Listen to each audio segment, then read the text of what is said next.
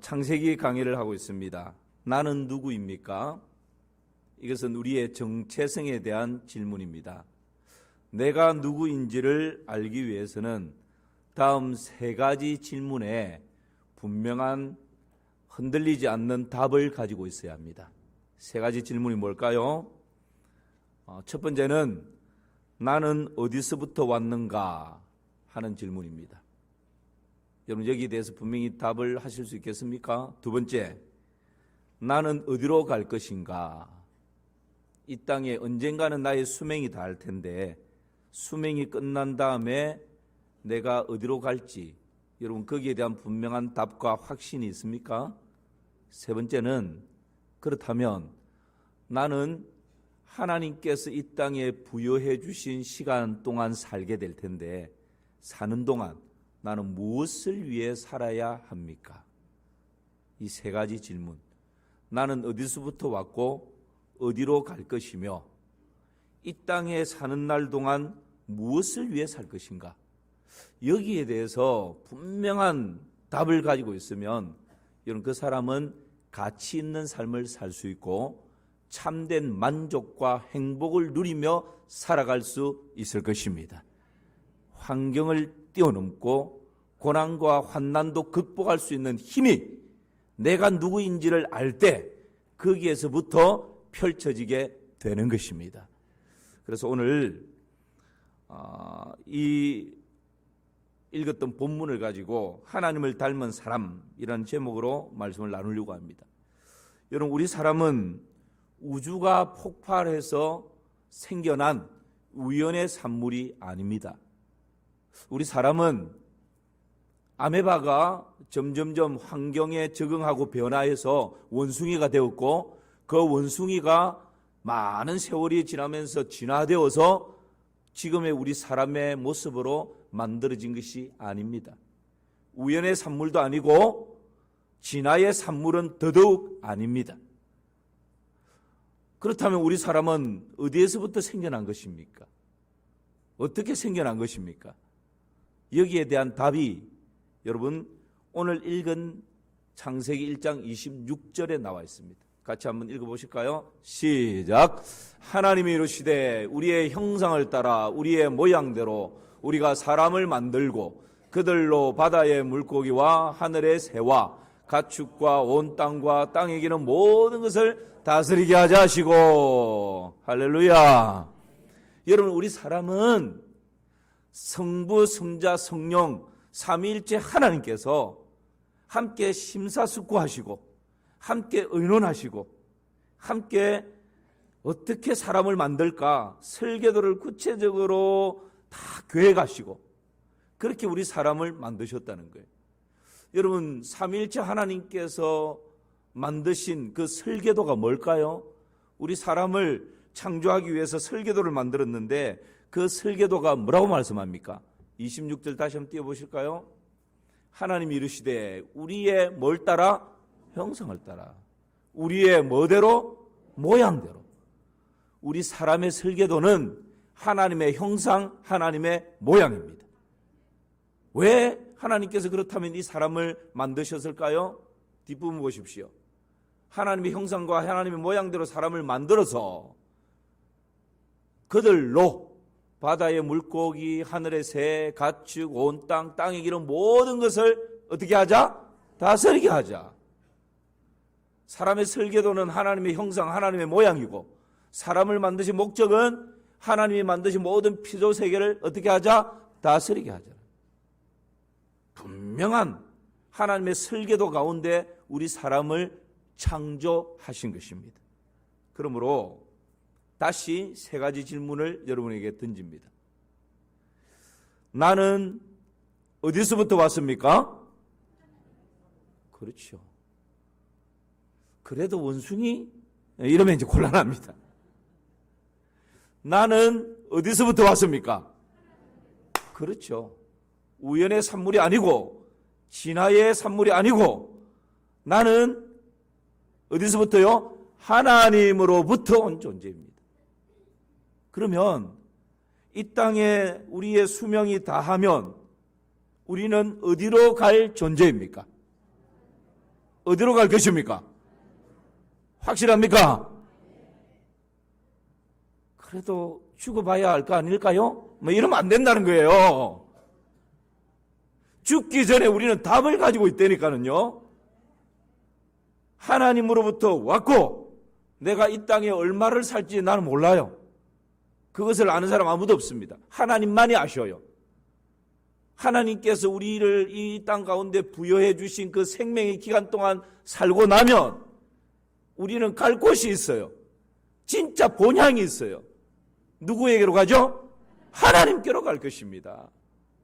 하나님께로부터 왔고 하나님께로 갈 존재라면 여러분 이 땅에 50년이 되든 70년이 되든 100년이 되든 하나님 부여해 주신 그 세월 동안 나는 무엇을 위해 살아가야 합니까?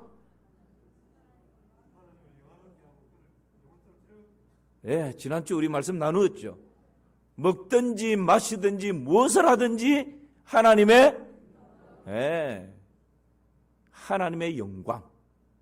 여러분 이것이 분명한 우리의 정체성에 대해서 답을 주는 것입니다. 우리는 하나님으로부터 온 존재이고 이 땅에 우리의 수명이 닿으면 하나님께로 갈 존재이고 내가 이 땅에 먹든지 마시든지 무엇을 하든지 하나님 영광을 위해서 살아가는 존재다. 이것이 여러분 이것 딱 다 아시고 확신하면 오늘 설교 끝. 중요한 것은 계속 반복하는 것입니다. 이것이 분명할 때 환경이 우리를 건드리지 못해요. 이 자기 정체성이 분명할 때 내 몸의 질병이 나를 낙심케 할 수 없어요. 이것이 분명할 때 우리 가정 가운데 닥치는 고난, 크고 작은 풍랑이 나를 넘어뜨릴 수가 없어요. 이 하나님 자녀됨에 가야 할 곳이 분명하고 무엇을 위해 살아야 분명한데 넉넉히 이겨낼 수 있는 힘이 여기에 있는 것입니다. 그렇다면 하나님의 형상을 따라 지음을 받았다라고 했는데 이 하나님의 형상이라고 하는 것은 무슨 뜻일까요? 오늘 여기에 대해서 두 가지로 생각을 할 것입니다. 하나님의 형상은 무슨 뜻일까요? 첫 번째 뜻은 하나님을 닮았다는 뜻입니다. 여러분 하나님의 형상이 무슨 뜻이라고요? 하나님을 닮았다는 거예요. 옆 사람 한번 보십시오. 하나님 닮았습니까? 다시 창세기 1장 26절 한번 보겠습니다. 시작. 하나님이 이르시되 우리의 형상을 따라 우리의 모양대로 우리가 사람을 만들고 그들로 바다의 물고기와 하늘의 새와 가축과 온 땅과 땅에 기는 모든 것을 다스리게 하자 하시고 하나님이 우리의 형상을 따라 우리의 모양대로 여기서 형상과 모양은 같은 뜻입니다. 같은 뜻인데 무슨 뜻이라고요? 하나님을 닮았다라는 뜻입니다. 그러니까 여러분 우리는 하나님을 닮도록 만들어졌다는 거예요. 그래서 우리는 하나님의 그림자다 생각하시면 됩니다. 그림자가 있으면 뭐가 있을까요? 실체가 있는 거예요. 실체가.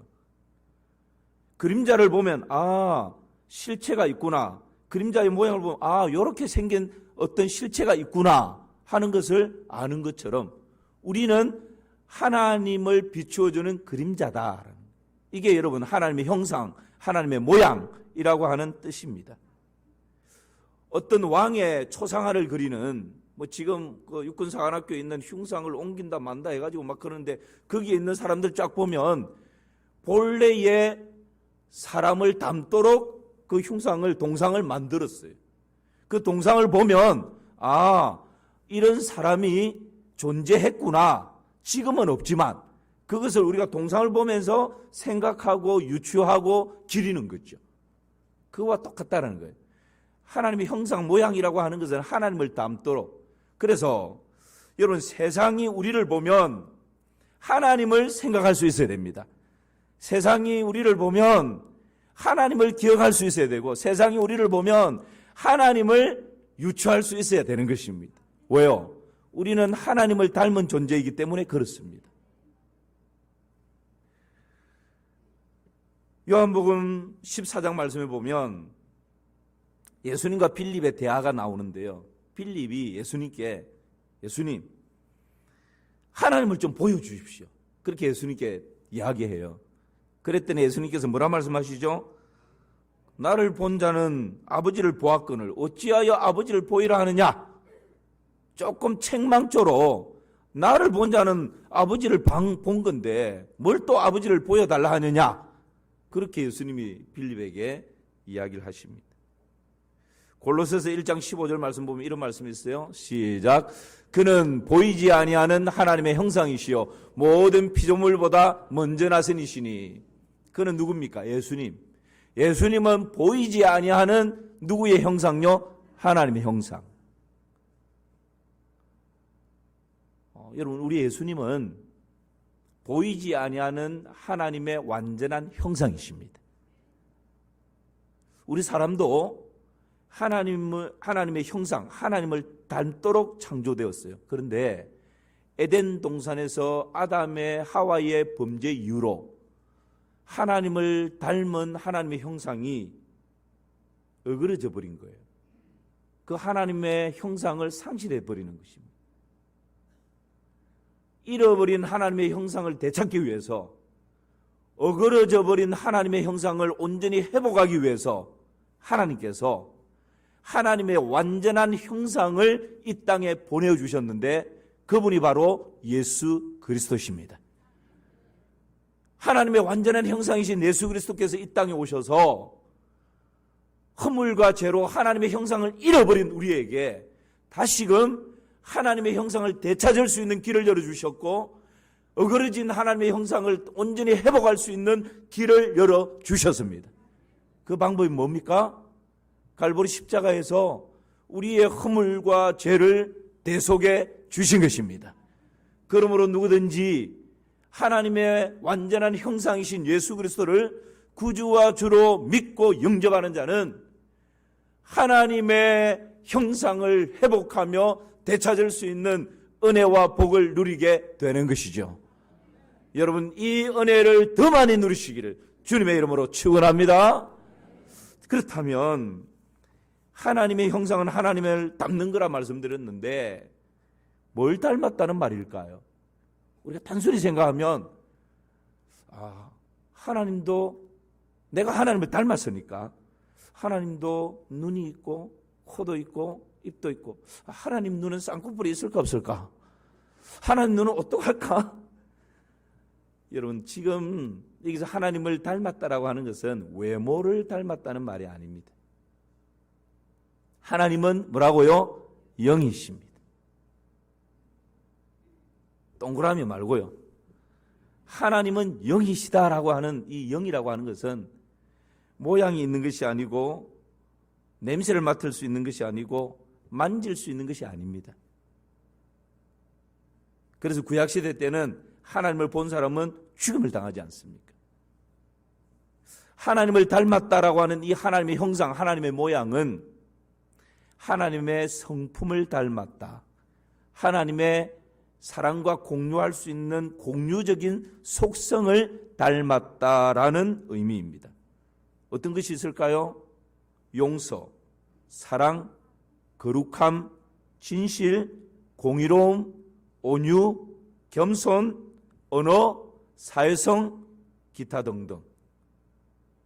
이런 하나님의 선한 성품이 여러분 우리에게도 공유되어져 있다는 거예요. 그 하나님의 선한 성품이 우리 속에도 하나님께서 심어 놓으셨다는 거예요.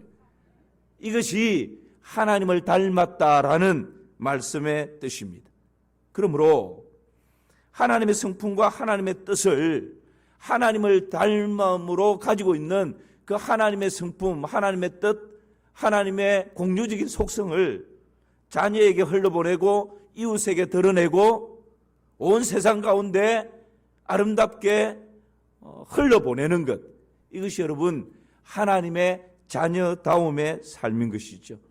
이것이 하나님의 형상대로 살아가는 삶의 모습인 것입니다.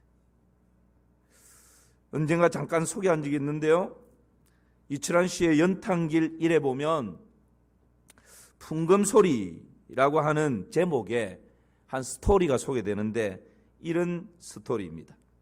여러분 그냥 편하게 한번 들어보십시오. 저녁 무렵 음식점 출입문이 열리더니 한 여자아이가 동생을 데리고 들어왔다. 초라한 차림의 아이들은 잠시 머뭇거리다가 주방에서 가장 가까운 테이블에 자리 잡았다. 뭐 시킬래? 짜장면. 나도. 아저씨 짜장면 2개 주세요. 영철은 주방에 있는 아내 영선에게 음식을 주문한 후 난로 옆에 서 있었다. 그때 아이들의 말소리가 그의 귓가에 들려왔다. 근데 언니는 왜 안 먹어? 언니는 점심 먹은 게 취했네 봐. 아무것도 못 먹겠어. 7살쯤으로 보이는 남자아이가 나무젓가락을 입에 물고 말했다. 누나, 그래도 먹어. 얼마나 맛있는데. 누나는 지금 배가 아파서 못 먹어. 오늘은 네 생일이니까 맛있게 먹어. 큰아이는 이렇게 말하며 남동생의 손을 꼭 잡아주었다. 언니, 우리도 엄마 아빠가 있었으면 얼마나 좋을까. 저렇게 같이 저녁도 먹고. 아이의 여동생은 건너편 테이블에서 엄마 아빠랑 저녁을 먹고 있는 제 또래 아이들을 푸른 눈으로 바라보고 있었다. 바로 그때 영선이 주방에서 급히 나왔다. 그녀는 고개를 ቃ우뚱거리며 한참 동안 아이들 얼굴을 유심히 바라보았다. 왜? 아는 애들이야? 영철이 물었다. 글쎄요. 그 집 애들이 맞는 것 같기도 하고 아닌 것 같기도 하고. 잠시 생각에 잠겨있던 영선은 아이들에게 다가갔다. 너 혹시 이내 아니니? 이내 맞지? 네, 맞는데요. 근데 누구세요? 영선의 갑작스러운 물음에 아이들은 어리둥절했다. 엄마 친구야. 나 모르겠니? 영선이 아줌마. 개나리같이 노란 얼굴들을 서로 바라볼 뿐 아이들은 말이 없었다. 한 동네에 살았는데 네가 어릴 때라서 기억이 잘 안 나는 모양이구나. 그나저나 엄마 아빠 없이 어떻게들 사니? 그녀는 너무나 반가운 나머지 아이들의 얼굴을 하나하나 어루만지고 있었다. 인정이도 이제 많이 컸구나. 옛날에 그런마도 잘 못하더니 그제야 기억이 난다는 듯 굳어있던 아이들 얼굴에 환한 미소가 번졌다. 조금만 기다려. 이 아줌마가 맛있는 거 해서 만들어줄게. 영선은 서둘러 주방으로 들어갔다. 그리고 잠시 후 짜장면 3그릇과 탕수육 1접시를 내왔다. 아이들이 음식을 먹는 동안 그녀는 내내 흐뭇한 얼굴로 아이들을 바라보고 있었다. 안녕히 계세요. 그래, 잘 가라. 차 조심하고 짜장면 먹고 싶으면 언제든지 와. 알았지? 네. 아이들이 가고 난 뒤 영철은 영선에게 물었다. 누구네 집 애들이지? 나는 아무리 생각해봐도 기억이 안 나는데. 사실은 나도 모르는 애들이에요. 엄마 아빠가 없는 아이들이라고 음식을 그냥 주면 아이들이 상처받을지 모르잖아요. 엄마 친구라고 하면 아이들이 또 올 수도 있고 해서. 그랬군. 그런데 아이들 이름은 어떻게 알았어? 아이들이 말하는 걸 들었어요. 주방 바로 옆이라 안에까지 다 들리던데요. 이름까지 알고 있어서 나는 진짜로 아는 줄 알았지. 오늘이 남동생 생일이었나 봐요. 자기는 먹고 싶어도 참으면서 동생들만 시켜주는 모습이 어찌나 안 돼 보이든지 영선의 눈에 맺혀있는 눈물이 금방이라도 흘러내릴 것만 같았다. 가난으로 주눅든 아이들에게 상처를 주지 않으려고 했던 아내를 보며 영철은 많은 생각을 했다. 그날 저녁의 감동은 기억 저편에서 아스라이 들려오는 풍금 소리처럼 지금도 그의 마음속 깊이 울려 퍼지고 있었다. 여러분, 이런 사랑의 스토리를 들으면 참 완악했던 마음이 좀 녹아지고 때로는 눈시울이 촉촉해지는 그런 것을 느낍니다. 왜 그럴까요? 하나님을 닮았기 때문에 그래요. 우리가 완악하고 죄짓고 허물이 많으면 여러분 하나님을 닮은 이 성품들이 점점점 어그러져 버려요. 그런데 성령 충만하고 하나님을 더 가까이 하고 그렇게 할 때 여러분 예수 그리스도 안에서 잃어버린 하나님의 형상이 회복되어지고 어그러져 버렸던 하나님의 형상이 점점점 아름다운 열매로 드러나게 되는 것입니다.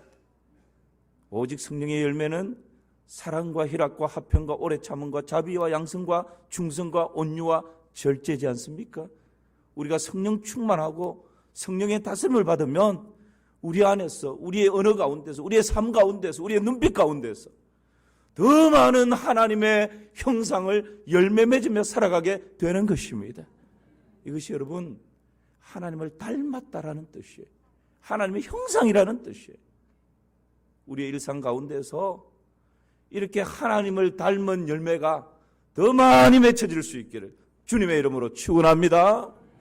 하나님의 형상이라고 하는 또 하나의 뜻은요, 하나님을 닮았다라는 뜻뿐만 아니라 하나님의 대리자라는 뜻이 있습니다. 오늘 여러분 본문 28절을 보실까요? 28절 함께 읽겠습니다. 하나님이 그들에게 복을 주시며 하나님이 그들에게 이르시되 생육하고 번성하여 땅에 충만하라. 땅을 정복하라. 바다의 물고기와 하늘의 새와 땅에 움직이는 모든 생물을 다스리라 하시니라. 여러분 하나님의 형상은 하나님을 닮았다는 뜻이고, 두 번째 뜻은 하나님의 대리자라는 뜻이 있어요. 하나님께서 이 모든 피조 세계를 다스리고 통치하도록 우리 사람에게 권위를 부여해 주셨다는 거예요. 여러분 한 나라에서 대통령이 대사를 임명해서 미국이나 중국이나 일본이나 대사를 보내면 그 대사는 대한민국을 대표하는 사람이 돼요. 그래서 여러분 국가 간에 문제가 있으면 외교부에서 그 나라 대사를 불러다가 경고하기도 하고 조치를 취하기도 하지 않습니까? 그것은 그 나라에 대한 경고라는 거예요. 이것이 대사, 대리자라는 개념도 비슷합니다. 하나님께서 우리를 이 세상을 다스리는 하나님의 대사, 하나님의 대리자로 세우셨다는 거예요. 이것이 여러분 우리 사람에게 주어져 있는 놀라운 은혜요 영광인 것입니다. 이 대사, 대리자라고 하는 의미는 다스린다라는 의미입니다. 이 다스림에는 소극적인 다스림이 있고 적극적인 다스림이 있어요. 여러분 소극적인 다스림은 어떤 의미가 있을까요? 소극적인 다스림은 우리 같이 읽어볼까요? 어떤 뜻인지. 시작. 어떤 것에도 굴하지 않는다. 그러니까 소극적인 다스림으로 우리가 존재해야 되는데 하나님 그렇게 우리를 하나님을 닮게 하셨다는 거예요. 이 소극적인 다스림은 어떤 것에도 영향을 받지 않는다, 무릎 꿇지 않는다, 굴하지 않는다, 뭐 이런 뜻이 있는 거예요. 그러니까 여러분 우리 예수님을 한번 보십시오. 예수님은 인자는 머리 둘 곳도 없다 할 정도로 가난하셨던 분이에요. 그런데 예수님은 그 가난 앞에 굴하지 않습니다. 그 가난 때문에 낙심하고 좌절하지 않습니다. 우리 예수님은 제자들로부터, 믿었던 제자들로부터 부인을 당합니다. 그리고 은 30에 팔려집니다.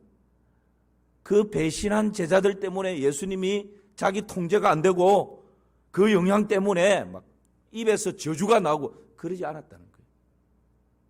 예수님은 배신하고 비난하고 예수님을 십자가에 못 박아라 라고 하는 그 무리들 앞에서조차 당당하게 초연하게 거기에 영향을 받지 않는다, 굴하지 않는 것입니다.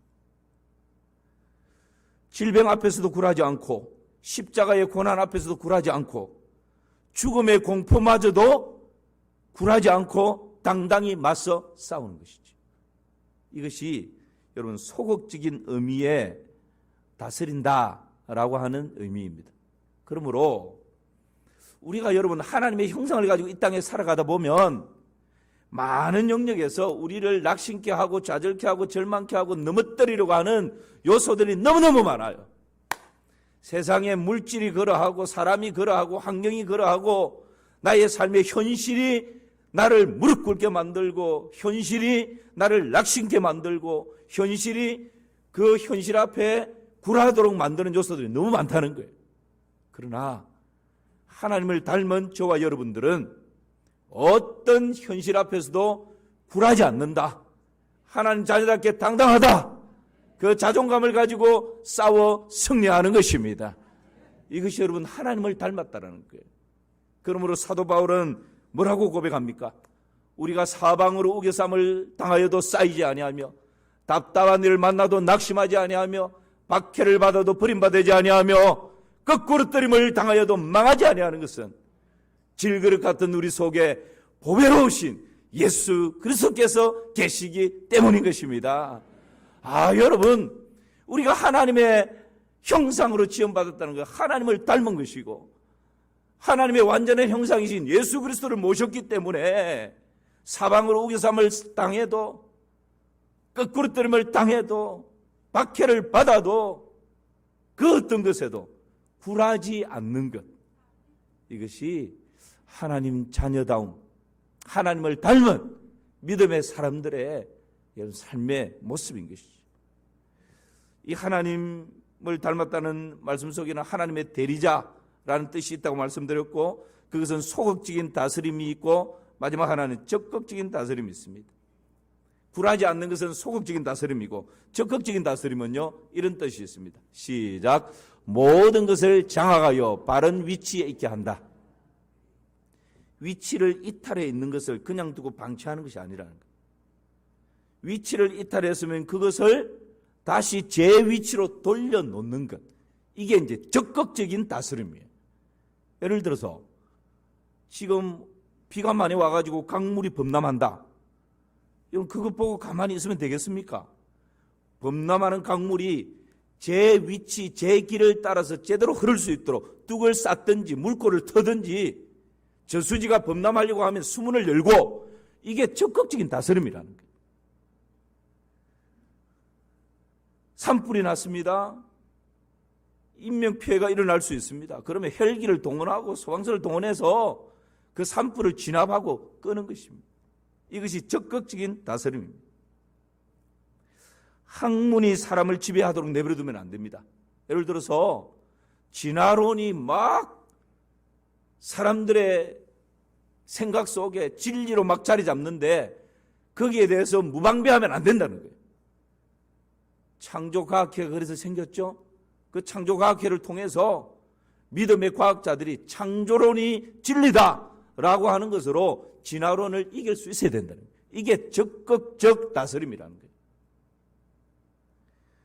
컴퓨터를 개발하고 텔레비전으로 또 우리의 삶을 좀 윤택하게 하고 뭐 이런 여러 가지들이 있는데, 여러분, 핸드폰을 사용함으로 우리의 삶의 편리성을 도모하는 것인데 핸드폰에 중독이 돼버린다?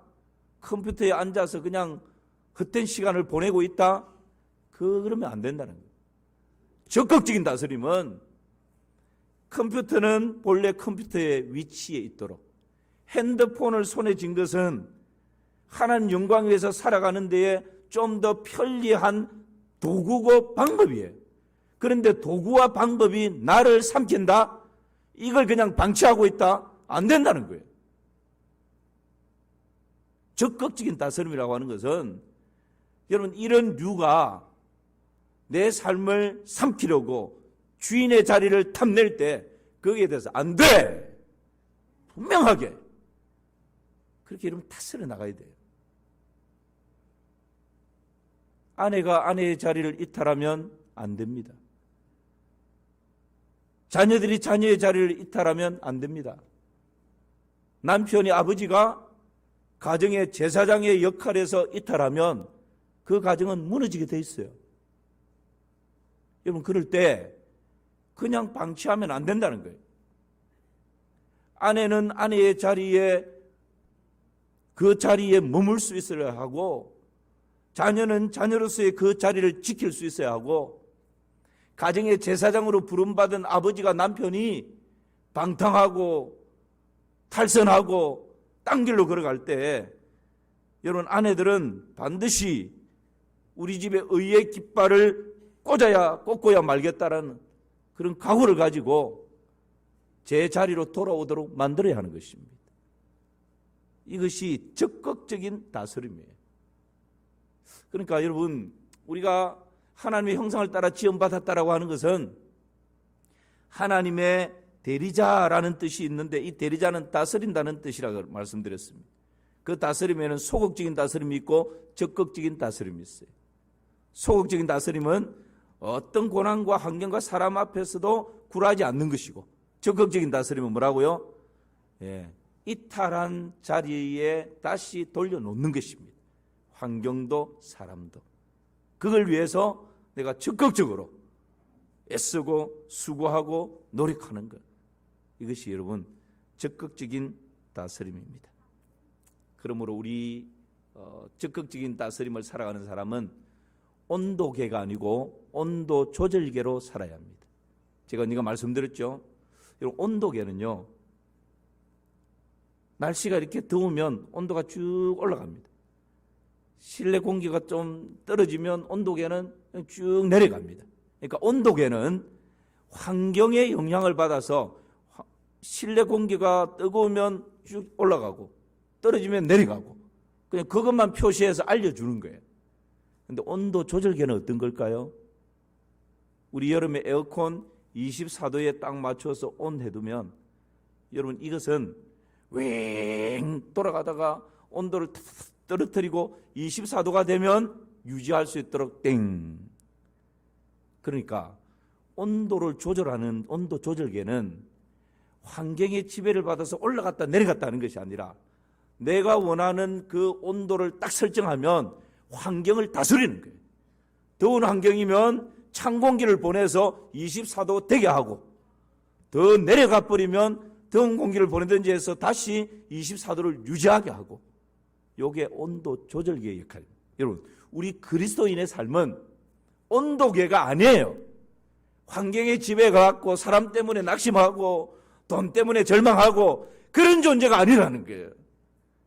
질병 때문에 힘들어하는 것 있지만 그것 때문에 영영 절망할 수 없는 거예요. 우리는 온도 조절계로 살아가는 사람들입니다. 왜냐하면 누굴 닮았기 때문에요? 하나님을 닮았기 때문에. 하나님. 우리 가정의 온도가 높아져 있습니까? 여러분이 가정의 온도 조절계가 되시기를 주님의 이름으로 축복합니다. 여러분이 속해 있는 구역이나 여러분이 속해 있는 직장이, 여러분이 속해 있는 공동체가 온도가 너무 떨어져서 싸늘하고 춥습니까? 여러분들이 그 공동체의 온도 조절계 역할을 하시기를 주님의 이름으로 축원합니다. 이게 여러분 다스림이에요. 말씀 정리하겠습니다. 우리는 우연의 산물도 아니고 진화의 산물은 더더욱 아니라 말씀드렸습니다. 우리는 하나님의 설계도에 의해서 창조된 보배롭고 존귀한 존재입니다. 그 하나님의 설계도가 뭐라 그랬죠? 하나님의 형상입니다. 하나님의 형상의 뜻이 뭐라고 말씀드렸습니까? 첫 번째는 하나님을 닮았다라는 뜻이고, 두 번째는요, 하나님의 대리자다라는 뜻이라고 말씀드렸습니다. 하나님을 닮은 것은 하나님의 성품, 하나님의 속성을 닮았다는 뜻이라 말씀드렸고, 하나님의 대리자는 다스린다는 뜻인데 여기에는 소극적인 다스림이 있고 적극적인 다스림이 있다, 그렇게 말씀을 드렸습니다. 소극적인 다스림은 내가 영향을 받지 않는다, 어려운 환경 영향받지 않는다, 굴하지 않는다, 이런 뜻이고, 적극적인 다스림은 이탈한 위치에 다시 제자리에 돌아올 수 있도록 만든다, 그런 뜻입니다. 여러분, 우리가 또 한 주간의 삶을 살아갈 때 나는 하나님을 닮은 하나님의 자녀다라고 하는 이 당당함을 가지고 우리 자신을 이기고 죄악을 이기고 이 세상을 이기며 살아가는 우리 믿음의 식구들 다 되시기를 주님의 이름으로 축원합니다.